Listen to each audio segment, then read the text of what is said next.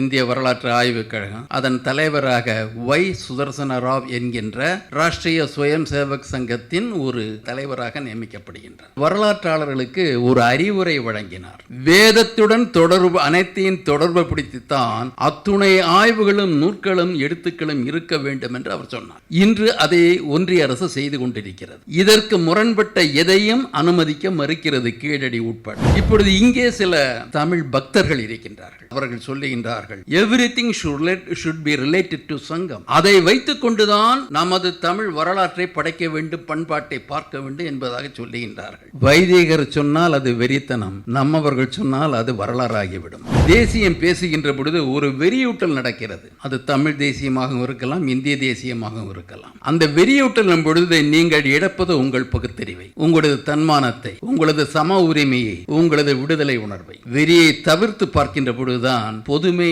நியாயம் என்பது புலப்படும்.